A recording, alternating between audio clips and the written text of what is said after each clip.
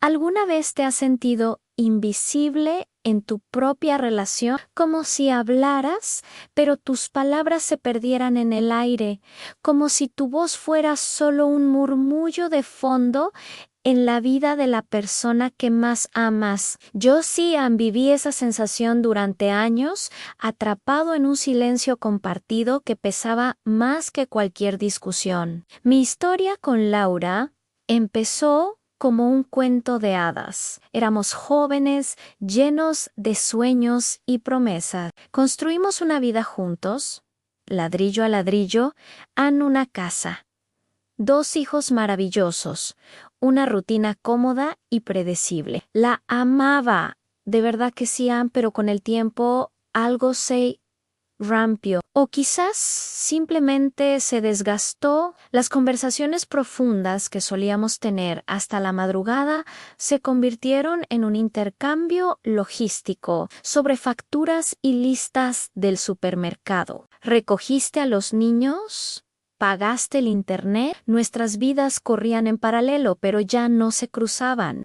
Le contaba sobre mi día, sobre ese proyecto en el trabajo que me quitaba el sueño, sobre esa idea loca para las vacaciones. Ella asentía con la mirada perdida en el teléfono o en la televisión. «Qué bien, cariño», respondía en piloto automático. Sus oídos oían los sonidos, pero su mente y su corazón estaban en otro lugar. Me sentía como un fantasma en mi propio hogar.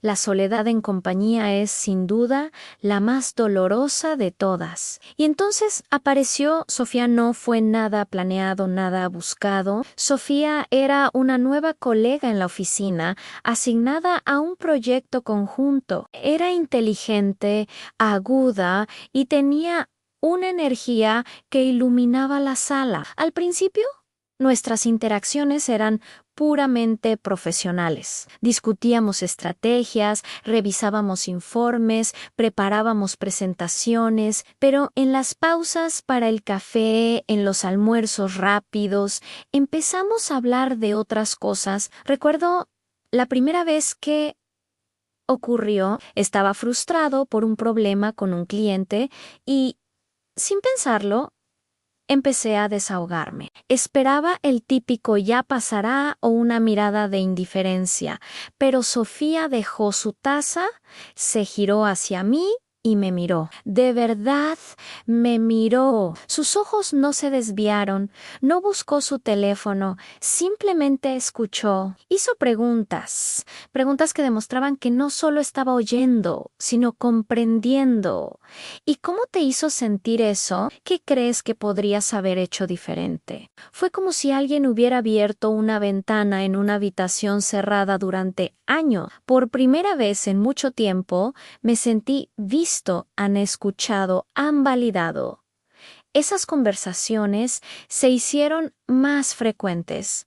Hablábamos de todo y de nada, de cine, de libros, de nuestros sueños de adolescencia, de nuestros miedos más profundos. Con Sofía no tenía que editar mis pensamientos, podía ser yo mismo, con mis dudas, mis pasiones y mis contradicciones. Ella no me juzgaba, simplemente escuchaba y al hacerlo me ayudaba a entenderme mejor a mí mismo. Descubrí que tenía opiniones sobre cosas que ni siquiera sabía que me importaban. Su escucha activa era un espejo que me devolvía una versión de mí que había olvidado. Empecé a sentir una conexión que iba más allá de la amistad. Me encontraba pensando en ella fuera del trabajo, sonriendo al recordar una de sus bromas. Sentía un nudo en el estómago cada vez que la veía, una mezcla de alegría y culpa. Porque en casa nada había cambiado. De hecho, el contraste hacía que el silencio con Laura fuera aún más ensordecedor. Llegaba a casa lleno de energía después de una conversación con Sofía. Intentaba compartir esa chispa con Laura, pero chocaba contra el mismo muro de indiferencia. La brecha entre nosotros se hacía cada vez más grande. Me di cuenta de que no me estaba enamorando de Sofía por su físico o por una simple atracción. Me estaba enamorando de cómo me sentía cuando estaba con ella. Me estaba enamorando de sentirme escuchado, de sentir que importaba. La escucha de Sofía era un refugio, un oasis en el desierto de mi soledad emocional. Era el alimento que mi alma necesitaba y que no estaba recibiendo en casa. Fue una época increíblemente confusa. Amaba a mi familia, amaba la vida que había construido con Laura. La idea de romperlo todo era aterradora, pero la idea de seguir viviendo en ese vacío emocional era igual de aterradora. Me sentía dividido, culpable y perdido. Estaba traicionando a Laura solo por tener conversaciones profundas con otra persona. ¿Dónde está la línea? Entendí que el problema no era solo Sofía. Ella fue el catalizador, el síntoma de una enfermedad que llevaba mucho tiempo en mi matrimonio, la desconexión, la falta de comunicación real. Nos habíamos convertido en compañeros de piso, en socios de una pequeña empresa familiar llamada Nuestra Vida, pero habíamos dejado de ser cómplices, amantes y amigos. Un día después de una cena familiar en completo silencio, mientras los niños jugaban y Laura miraba una serie, la miré y sentí una profunda tristeza.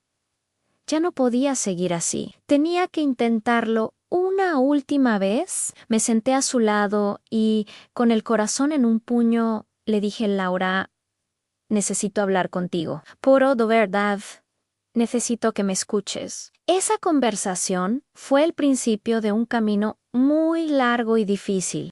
Hubo lágrimas, reproches y silencios incómodos, pero también hubo, por primera vez en años, un destello de comprensión. Le expliqué cómo me sentía, lo solo y lo invisible que me había sentido. No mencioné a Sofía porque entendí que ella no era la causa, sino la consecuencia. El problema éramos nosotros. Esta experiencia me enseñó una lección vital.